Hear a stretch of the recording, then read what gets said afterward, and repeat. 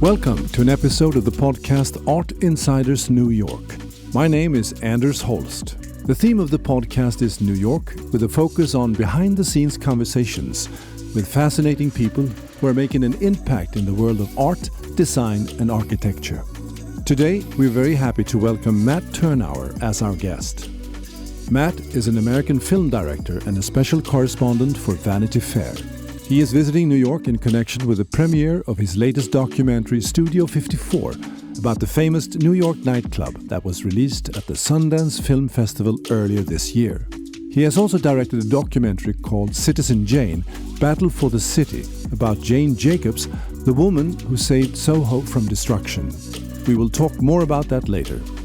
Matt also directed the documentary feature Valentino, The Last Emperor, which was shortlisted for an Oscar nomination in 2010. He has also directed Jean Nouvel Reflections, which premiered at the 2016 New York Film Festival, and Scotty and the Secret History of Hollywood. So let's jump into the conversation without further ado. Generally, with independent film, which this is, Studio 54, all of my films have been independent films. You go to the festival, and then after the festival, someone acquires the film, and then it's released on the distributor's schedule, which is sometimes very far away from when it premieres. Mm-hmm. Well, we're very grateful to have you here, and also congratulations to the film. Now, so how does it feel when you have a premiere like this? What things go through your mind? Well, you know, as the filmmaker, you're doing press all week, so you're on a kind of treadmill of media and talking about the film, but frequently you're on to the next film or even the film after that by the time that you're telling the press about your current film. So it is a strange phenomenon. I've made another film since Studio 54, so my head's really in that as I'm finishing it right now. And you might ask, what is that film? It's about Roy Cohn, who's the lawyer who was mentor to both Joseph McCarthy and the current president. So he's an important figure in American history. I just made a film on him.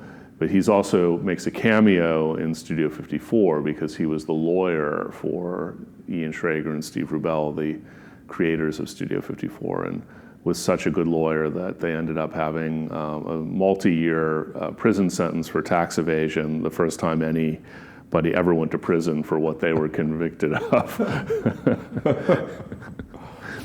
That sounds very interesting and also very timely, since we have this political life that we are experiencing here in the United States. So, first of all, I'm a little curious now. So, when you go to the premiere of something that you worked with before, how do you feel about that? Do you think, oh, I should have done that, more of this, less of that, or do you just, you've seen it so many times that you just can sit and enjoy it, or how does it work? This is interesting, and it's one of the more interesting and oftentimes gratifying parts of filmmaking.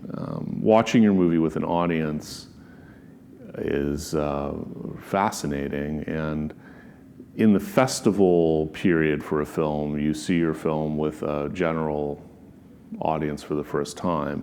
Up until that time, you've seen it with only hand-picked groups of people, at the most in a kind of agency screening where the agency will invite people who are industry insiders. So that's not really a real audience. So a film festival audience is, before the film's released, the closest thing you're going to see to a real crowd. And the film plays differently in different rooms. Mm-hmm. So you don't, even though you've lived with this creation and watched it scores of times, until you see it come alive with an audience responding to it, you don't really know what it is. And the film changes from audience to audience. So the response really colors your perception and the room's perception. So I like to watch it almost at every festival screening with the audience and you start to see that the film becomes a different film depending on where it's shown. For instance, my film Valentino the Last Emperor, it's half in Italian, half in English, because people are speaking Italian left and right, and there are subtitles. It's an entirely different film in Italy when you watch it with an audience. That's fascinating. Because not only is there Italian, it's a reverse experience, because the Italian audience is reading the English and they're listening to the Italian, and there are many things said in Italian that strike an Italian audience as hysterically funny, that go right over the heads of an English speaking audience. Plus, a lot of the Italian spoken in it is dialect, because, for instance, the seamstresses who make the dresses speak a Roman dialect. So Italians find that hilarious. It's a very distinct dialect. It would almost be like a Bronx dialect in New York. And Italians find things that they're saying hilariously funny, so their laughs. Wow. So this is one of the wonderful things about making a film, is watching it with various audiences. So this week will be the first time on Friday when I see it with people who paid. I see. Paid at the box office to see it. So I will watch it that day, because that will be a different experience for me. Yeah. And you do learn things about the film that you perhaps didn't understand yourself. Things strike audiences as funny that perhaps didn't strike you as funny. Yeah. Also poignant that you didn't think would be as poignant. And the movie takes on a life of its own. This is a big argument for theatrical film, because you'll never know how people are reacting to your film on Netflix when they watch it on their computer or on their phone, sitting in a Starbucks. But the group experience of going to a darkened movie theater, being in the presence of scores of other people, is the way movies really are meant to be seen. And then walking out of the theater and going to the cafe or the restaurant and discussing the film, this is really what it's about, I think. Wow, that's fascinating when you say that it's different. It's a different movie depending on the room and the audience and the circumstances around that. But it's a curse upon a blessing a little bit then, because you're working with the movie and you're developing it, and so half of you are in love with it, and half of you maybe stand on the side and look at it and say, maybe I should have done this differently. Is that the case in your case, or do you just cut? When you're done, you move on to the next.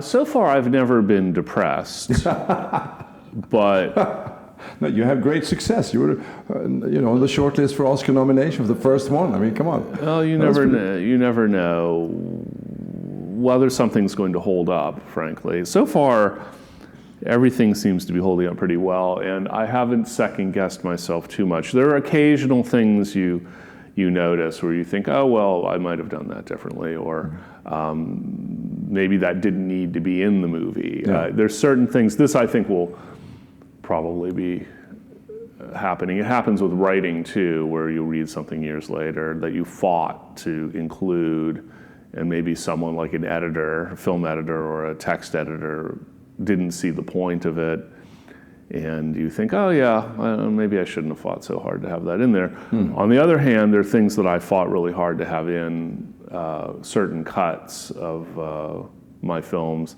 that I'm very glad I did fight for, because the response is great, and the editor at the time didn't see it and I did. So it's really a two-way street. So what drew you to this Studio 54? We're going to go to Jane JACOBS later on here, but I thought let's just stay on the Studio 54 since it's so fresh and newsworthy. So what drew you to this project? Well, later on you can ask me what Studio 54 and Jane JACOBS movies have in common, which is an interesting question and perhaps not such an obvious one. But thematically, it's a deep dive into a story that you feel many people feel they know, but they don't really know. This is a very attractive thing to make a movie about, this area, this type of subject matter. Studio 54 is world famous. Everyone has some inkling of what it was, but The real story never had been told because the co-founder of the club, Steve Rubell, died in 1989 from complications of HIV/AIDS. And the other surviving founder, Ian Schrager, never really told the story. He was embarrassed about it. He sees it as a shameful passage in his life because it ended up going down in flames, and he and Rubell went to prison for tax evasion. So this was something he wanted to forget about. Meanwhile, the rest of the world only wants to know about this. And so has he been open and accessible to you? Well, finally he was, and that was why, that really answers your question. This is why I wanted to make the movie. Ian Schrager, who had the great second act in any American life, he went on to found the concept of the boutique hotel and then really make a great success out of it. He created the Royalton and the Delano and all of these classic hotels, and is a very successful entrepreneur, hotelier, and developer now. I've known him for quite some time. When I started writing at Vanity Fair, my first feature story was about the Delano Hotel, Ian Schrager, and the architect and designer Philippe Starck. That's where I met Ian. He and I are obsessed with design and architecture, so we stayed in touch all these years and had a great rapport. And one day I was talking to him idly, and he said, well, do you think a movie about Studio 54 is a good idea? And I said, well, if you talk, it's a great idea. And he said, well, okay, I'm thinking about it. So we warmed up a bit, conversing, and eventually went forward with the project. And he does, for the first time, talk about this controversial but extraordinary period in his life. And I also saw on the trailer, which I thought was really, really great in encapsulating, if that's the word, the whole idea of it was the beginning of an era and the end of an era. Could you expand on that? Yeah, well, that's really what I found in the story. The movie I didn't want to make was sex, drugs, and disco. I think we all know that by rote almost. The celebrity angle also seemed interesting, but not really anything to make a movie about, in my opinion. Why do we still talk about Studio 54? I kept asking myself. And I began to see, upon deep inspection, that there is a meaning to it that I don't think is immediately apparent to people, but I think is the reason that everyone clings to this mythic place, which was only really open for 33 months. It defines an era, but its heyday was a 33-month period, 1977 to 1980. Studio 54, I think, was the last volcanic expression of the sexual revolution. And that ends almost the day that Schrager and Rubell go to prison in January of 1980, because the first unnamed cases of HIV/AIDS start to be reported right around then. No one knew that this plague was coming, but there was a certain chill in the air, I think. The 80s arrived. Ronald Reagan's elected president of the United States. The permissiveness of the 70s somehow seemed to be coming to an end even before anyone had officially announced that that would be the case. I think the political shift mirrors the sociological shift and the socio-sexual shift, if you will. Sexual revolution begins with the birth control pill in the early 60s. The 70s are the 70s, and hippies and just like free to be you and me culture and sexual experimentation are the byword of the era. And Studio was an explosive moment for that in a very important city at the time. New York City, even though it was at its lowest ebb economically, was a cultural melting pot in a way that it hasn't been since, really, and maybe hadn't been before. So there's kind of like interesting push-pull contrast to that era in New York. It's the worst of times, it's the best of times. Studio is this glamorous star chamber of creativity, sexuality, and glamour and all the kind of things that were the hallmarks of New York. And that had to come to an end because the HIV/AIDS crisis just changed everything. There was no longer free reign in sexuality. I think that's why people look back on Studio and this elegiac, lost world way. And that, for me, became the important story to tell. When I see the Jane Jacobs documentary, and I haven't seen Studio 54, obviously, in the Jane Jacobs documentary, I think what I find very attractive is that you go from different levels of abstraction. You go from the person, the story, the interaction, but you also begin with a much, much bigger issue. It sort of puts the whole story into a much bigger global context that I find fascinating. Well, in every film I make, I want there to be layers. Frequently, it seems to be the case that the movie is nominally about something. In the case of Valentino, fashion. And people are interested in that broadly. Yeah. So they'll come to see a movie about fashion. But what they find when they go to see the movie is not a movie about fashion. That really is a movie about a relationship with fashion as the backdrop. And it's a movie of a marriage between two men, really, a metaphorical marriage. So there are two layers there already. And then underneath those, there are even more layers. So there's a kind of like a how to succeed in business story. You know, it's been taught at Harvard Business School as a case study. There is a story about a lost world of glamour and a more simple way of viewing things. And this would have been kind of the mid-century world of high fashion. The movie's called Valentino the Last Emperor for that reason. In the case of the Jane Jacobs film, yes, Jacobs really is writing about life. So she has this book, The Death and Life of Great American Cities, published in 1961. It's never been out of print. It's sort of the greatest book you never read. And You're absolutely right about that. And she's one of the greatest intellectuals that you've never heard of. Or if you have, the name has a ring to it. I thought her story was undertold.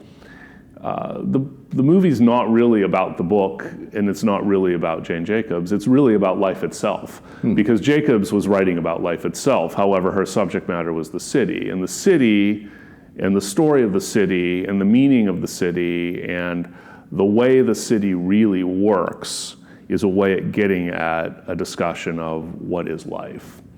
So that movie is really about that, and it's. Now, of course, if you want to make a movie about urban planning, your audience is probably about 10 people.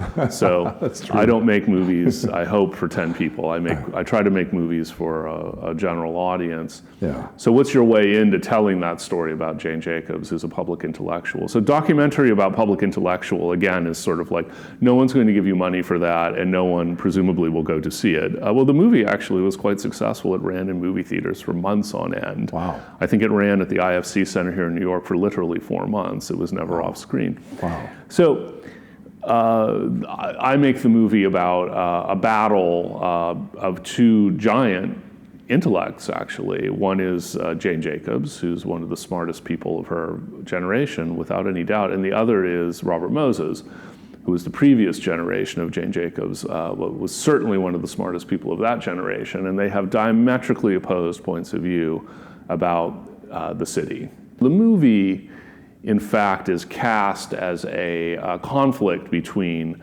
these two brilliant people who have diametrically opposed points of view about the city and what it is and what it should be.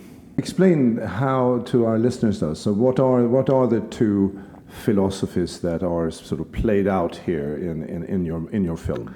Well, at a certain point in the 20th century,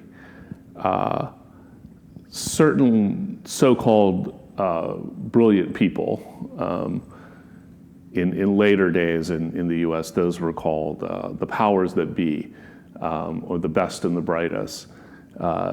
Those are two book titles by someone named David Halberstam. those titles are ironic, actually. The best and the brightest is an ironic appellation for generally a lot of guys who went to Harvard and graduated first in their class, and they were supposed to tell us, lead us into a better world, but they didn't. Robert Moses was the prototype for those kind of white men of a certain class, breeding, and level of education.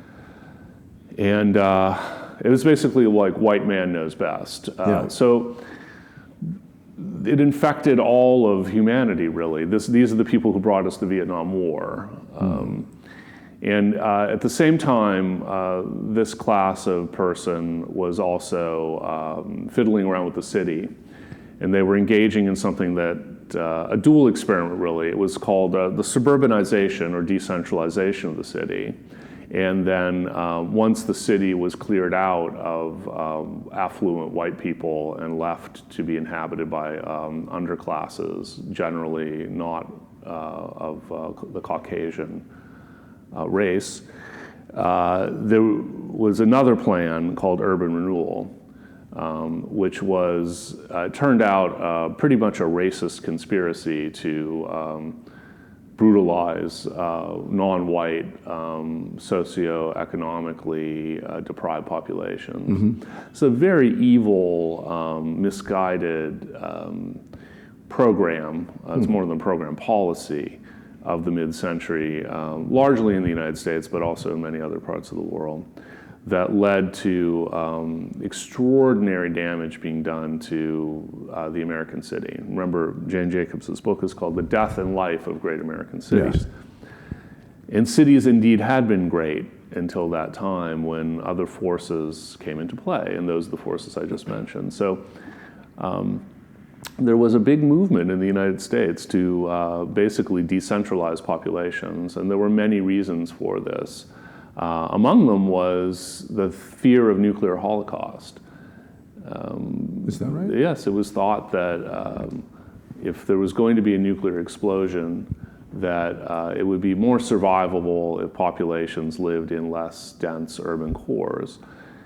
So a lot of things happened at one time, this particular time. Highways were built, and the way the highways were funded was by labeling them of military strategic necessity, because missiles needed to be moved around the country, and you needed highways to move nuclear missiles around. And when people needed to escape the supposed nuclear attack from the Soviet Union, highways were needed to get them out of the cities. Yeah. Well, that's how the highways were funded. At the same time, real estate developers were discovering that these highways that could bring you to the suburbs rather quickly were a great opportunity for them, because they could build a lot of new housing, and they could build a lot of shopping malls and suburban new cities, basically, which was a huge economic boon for that type of person, and that fueled the American economy for many decades. But who was going to live in these places? Well, who was going to live in these places were the people who could afford to buy the houses, and those were almost by definition affluent white people, more or less. So really, this was just an economic conspiracy to keep that ball rolling. And at the same time, because of what was then called white flight from the urban cores, cities started to decline because the economic and tax bases of the inner cities were declining. And who lived in the inner cities, but mostly non-white populations.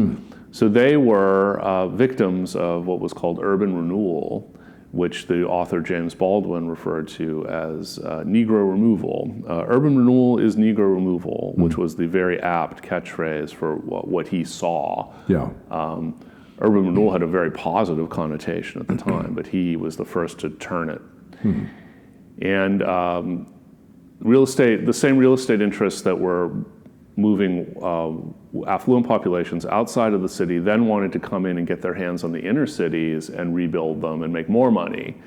So what they had to do was get those lower income populations out, and the solution was to move them into what were known as filing cabinet housing. And these were housing blocks that were in undesirable parts of the leftover land of the city, and then new shiny office developments were built, and that was the new downtown. You see it, go to any American city, you see it, and you know what? It's generally was a huge failure, very depressing.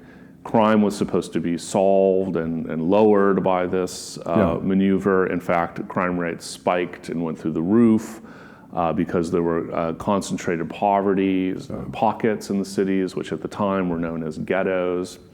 And it really it tore apart American society all through the 60s and the 70s and into the 80s and even the early 90s. Jane Jacobs wrote about that in the early 60s. And the person who was really the greatest proponent of it at the time was Robert Moses. He led the charge to do this because he was experimenting and implementing in New York City, which is the leading city, not only in the US, but the world. And this was the tragic story of urban renewal, which Jacobs attacks almost before it happens. She sees it coming. So imagine someone writing a large book that predicted the outcome of the Vietnam War from the early 60s and got it all right. We would know all about that person. They would be a saint, probably, if not a controversial saint. That's Jane Jacobs for cities. She predicted the outcome of what was a domestic Vietnam, really. That's what urban renewal really was. I think this is captured so well in the film, and I think it's so interesting when we have these two opposite perspectives, one being the top-down, that the building is the most important thing, not the people in the city. And it's such an incredible statement. And then you look at how they separate the residential, commercial, and isolate people. Well, I've given you the very complex conspiratorial perspective on the film, which has become more and more interesting to me over the years. But you have now stated the way you would pitch the film. So if you edit this, maybe you'll put this part before my very rich conspiracy theory. But in essence, Robert Moses saw the city as a top-down experiment where there had to be a master planner who told the city what it wanted to be and then implemented it. And he did that. He was called the master builder, the great Robert Caro, 1,000-page plus biography of Moses is called The Power Broker. He was the most powerful unelected official probably in the history of America. He had these great power centers that he acquired over decades in New York. Jane Jacobs is the polar opposite. She sees the city, and this is her great contribution. She sees that cities are people.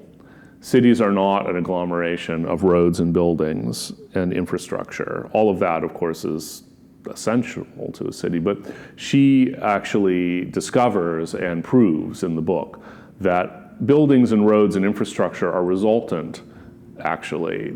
They're the effect of people coming together and forming basically a village. And cities are a collection of villages, which are people-driven.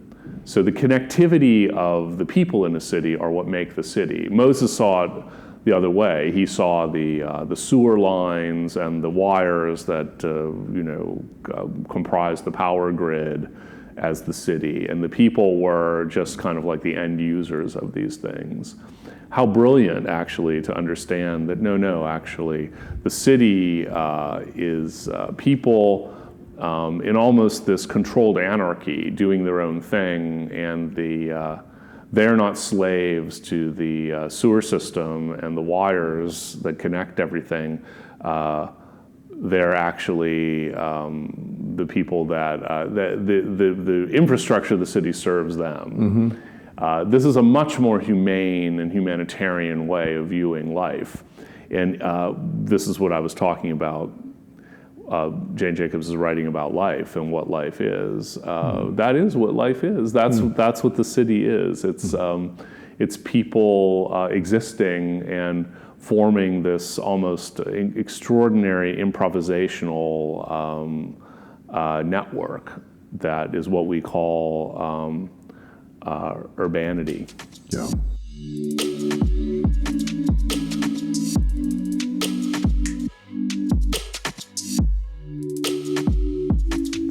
I think it's very, very well done in your film, and I think that how she sort of talks about this like a ballet of people, the interaction in the street, and also they were saying that the Moses people they looked at the street, they want to get rid of the people, they want to get rid of the sidewalks, which is actually the main artery here for people interacting with each other. That's right. Well, the rise of the automobile, which again was another economic imperative. Yeah. The automobile industry is a huge pillar of the economy to this day. It was an even bigger pillar in the mid-20th century.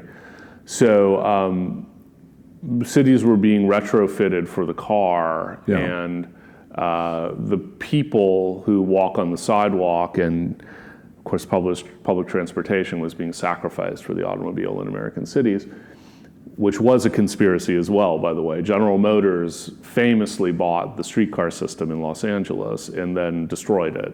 They melted it, and in fact sent it to Japan as scrap metal before World War II, and Japan built airplanes out of those streetcars. So cause and effect. But the automobile as king in the urban cores of this country decimated cities, and sidewalks shrank, and public transportation disappeared, and downtowns became suburbanized in some places, and many of them have still not recovered. Yeah, I think it's very interesting also that you mentioned that Corbusier and the who had this vision of these towers in the gardens for people, and the huge streets, and then he was at this fair and in 1939. The World's Fair. The World's Fair, yes, that's right. The World's Fair.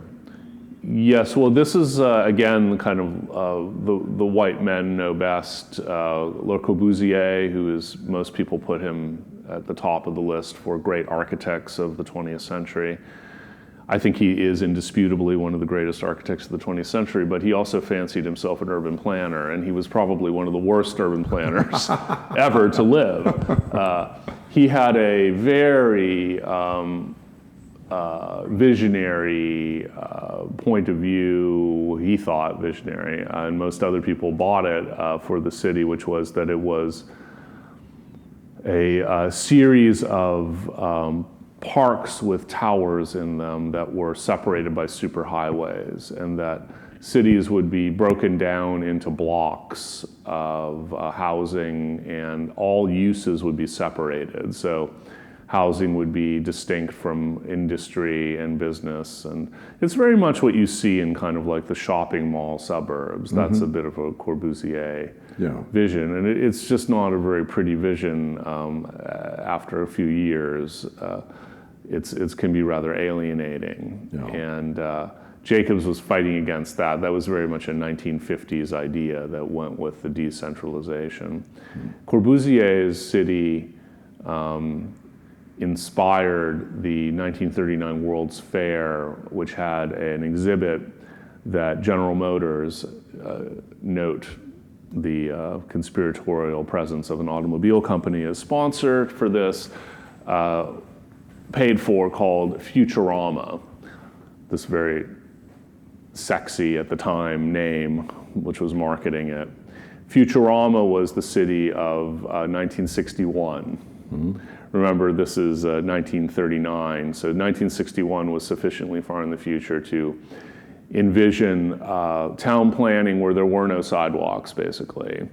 And Futurama was this Disney-like ride that people went on, where they floated above a vast diorama, very impressive and beautifully done, by Norman Bel Geddes, who was one of the great set designers of the time and industrial designers. And you could visualize what it would be like to have super highways before any existed in this country, and go everywhere in a car when very few people had cars, and have all these urban centers that looked like Oz and the Wizard of Oz. It was very, very sexy. And note that the Wizard of Oz comes out in 1939, and when you look at the Emerald City in the Wizard of Oz, it looks very much like Corbusier or Frank Lloyd Wright's vision of the future. These kind of towers surrounded by green. This was a fantasy of the time, because cities, to the people on the ground, seemed like dirty places that were hotbeds of disease and overcrowding, and they were. But there were better fixes. This is Jane Jacobs' part of her point. There were better solutions than tearing it all down and starting over again, which was a very much a modernist point of view in the last century. The radicalism, the same radicalism that brought us fascism, in this case was a really dangerous thing as well for urbanization. There were certain aspects of modernism that, in their radicalness, I think were good. Painting, industrial design to some extent, so it's in some regards architecture, but for urban planning, that level of radical change, I think, was enormously detrimental. So the final showdown between Moses and Jane Jacobs happened almost where we are sitting right now. Yes, well, we're in this very airy loft in Soho, quite near Broome Street. And Moses had been having his way with New York City and New York State, for that matter. And really, he was a consultant for other cities and other parts of the world, even. His impact was enormous. And he was really carrying out the vision of Le Corbusier. He wasn't the inventor of this thing. He was the implementer of it. But still, he had the power of the purse, and he was very effective at what he did. So he had built suburbs, he'd built bridges, he'd built highways. He was very busy decentralizing New York, but also redeveloping it. And his method for doing that was putting highways in places where highways never should be. The charm of New York City is that it's a massive city that you can break down into very small scales. So there's a human scale to New York, even though it's the largest city in the United States. That human scale is what makes it a livable place. Now, there are a lot of problems in New York that are perennial. It's congested, and it can be dirty at times, and everyone gets on everyone's nerves because of that, and there are all sorts of contributing factors. But the solution for this congestion at the time was basically tearing down big swaths of the city, building housing projects, putting poor people in undesirable housing projects that were tall buildings that had no human scale to them, and then rolling out highways in places strategically to supposedly reduce traffic congestion. It was all proven that none of this worked, by the way. They built some of these highways and the traffic just got worse.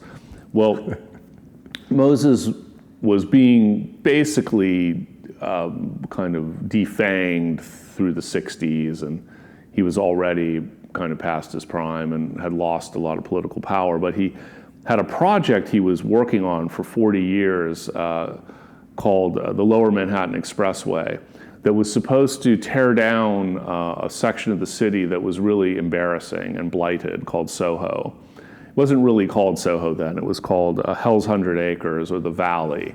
And this was a cast iron industrial district dating from around the years of the Civil War that really looked pretty shabby at the time. The buildings were covered in soot, and there was nothing going on there. A lot of the businesses had kind of moved elsewhere. And it was starting in the early 60s to be colonized by artists who were, in fact, squatting in these buildings. And there were other types of squatters too, I'm sure, who weren't as noble as painters. So Moses had targeted Soho with urban renewal for years and had made propaganda films about it. They were saying that it would burn down, one match could burn down the whole 100 acres of Soho, et cetera, et cetera. None of this proved to be true.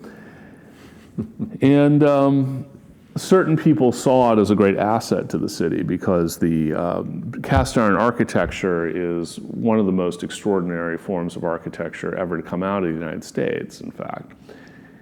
And he was going to basically just redevelop it all with prefab towers, more or less.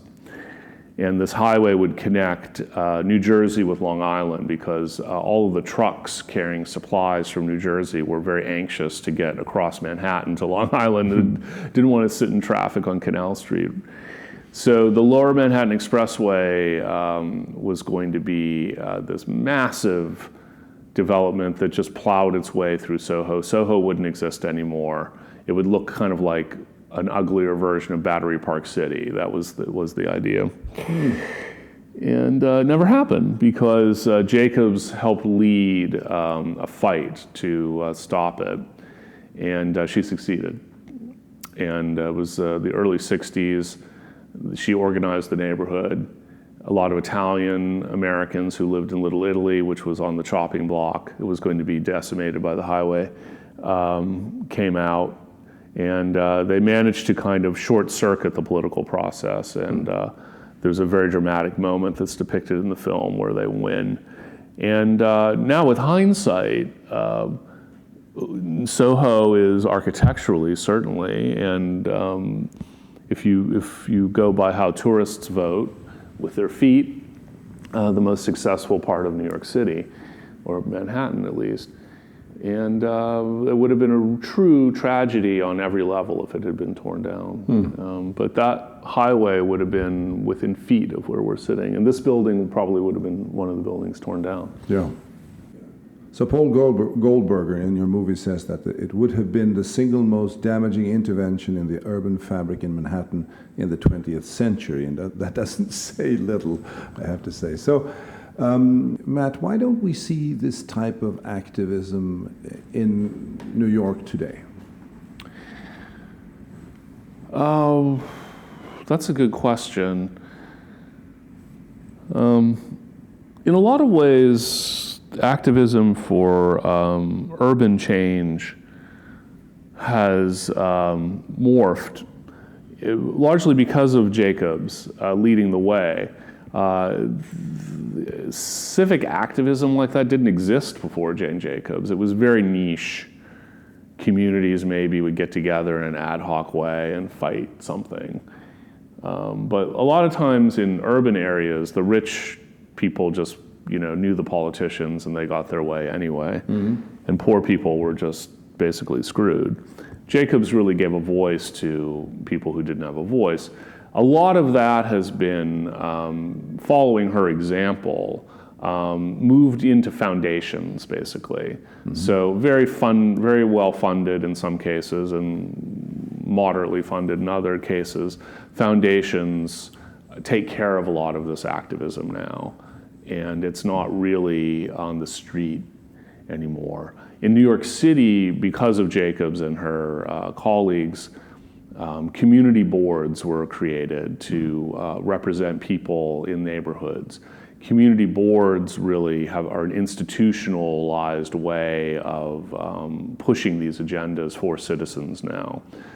So that's really the way that kind of urban activism transformed, and it's still present, but you don't recognize it in this kind of like fiery protests that you saw at the time. Now, the Occupy movement of a few years back is similar to a JACOBSian model, and that was very fiery, and people took to the barricades and were arrested, and that's a bit like that.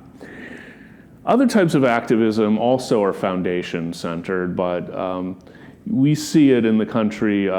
We're in a very polarized political time now that is somewhat reminiscent of the Vietnam era, although it doesn't have that visceral manning the barricades feeling to it. That's much more polite seeming, and also social media and that kind of connectivity takes the place of a lot of that. But when Trump won, there were violent protests on the street. When he was inaugurated, there were marches in every city.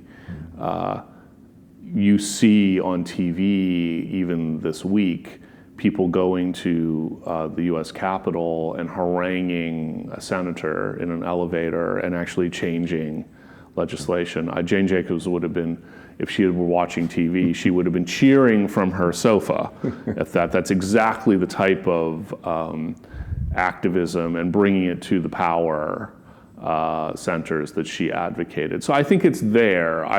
I would say that the foundation, the rise of the foundation, which is connected to the Jacobs legacy, and also the connectivity that we all have, and the web, I think, has transformed the face of that type of activism. So her contribution is even bigger than meets the eye immediately, and that is going to be sort of a systemic shift in how we deal with these issues. I know, for instance, in this corner here, they renovated the building, and they wanted a 3-story department store, and everybody went out and said, we don't want another huge, Bloomingdale's or something like that in that corner, because the traffic's going to increase, the big trailers is going to come in.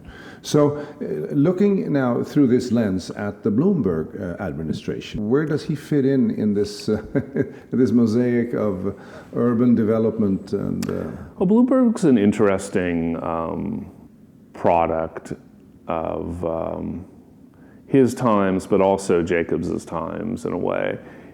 He's sort of like a light version of the politicians from the mid-century who gave Robert Moses the nod, basically. The Rockefellers are very culpable in the Robert Moses saga. They were all in bed together.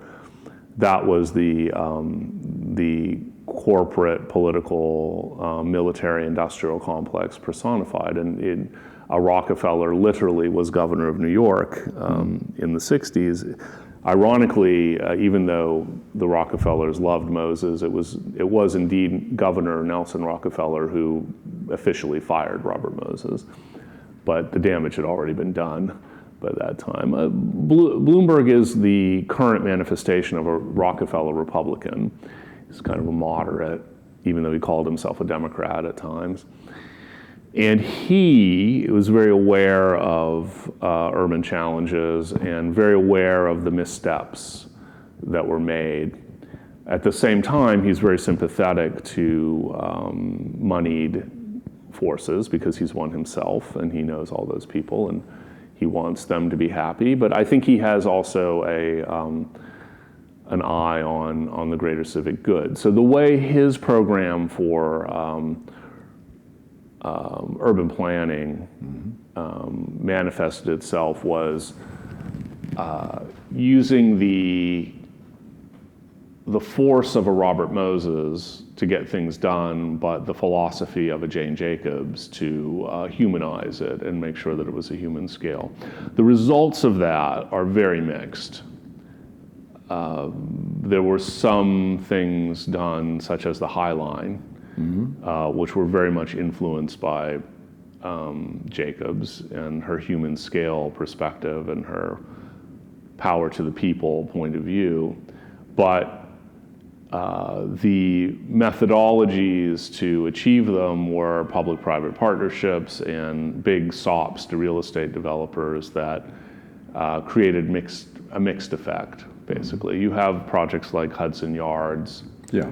What do you think? What do you think? Well, I haven't been down in it yet, so I can't really say. But I think if people always ask me to channel what Jane Jacobs would say, and I say, well, I would never dare to do that. I would never presume. But I can pretty much guarantee she would frown upon Hudson Yards. But you never know. I mean, it seems to be ill-founded to me, and that's a Bloomberg project. And there were a lot of great, enormous gifts given to developers.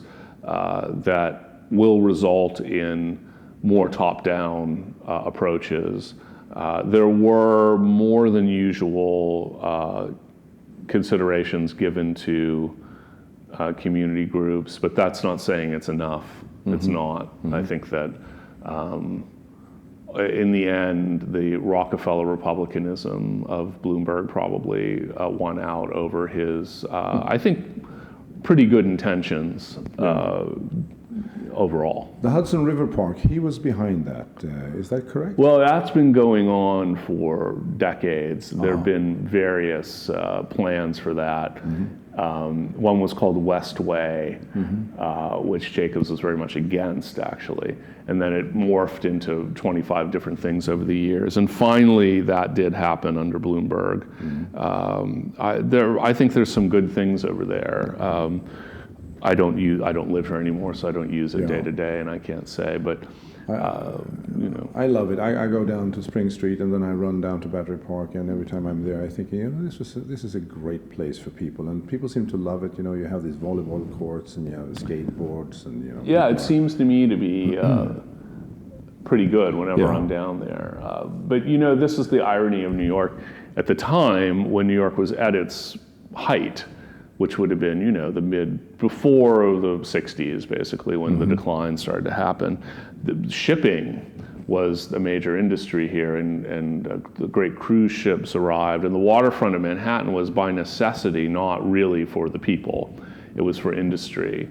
And the economy changes, so the cities need to adapt. And this is really the essence of JACOBS, one of the essences, is that cities are living. Moses would have seen cities as inanimate things that you make surgical alterations to fit the times. JACOBS is an incrementalist. She sees cities as a part of the organic world. And a city, when there's a huge economic shift, if a city can adapt and do so successfully, then it's a vital city. Yeah. So I think she probably, again, here I am prognosticating or whatever, or trying to channel JACOBS, which is always a mistake. I think she would have probably appreciated that so many people make good use of the Hudson River Park, and that's an example of New York shifting its posture and into a comfortable one after the era of the cruise ship and the stevedore are really long past. Yeah, I know we have some, maybe 1 or 2 minutes left. I would like to ask you 2 questions. One, of course, being what you're working on now, the project, but I get the sense that there's been a renaissance for documentary filmmaking. I mean, I talk to my kids, and they watch Vice. Do you agree with that? Is there a shift here?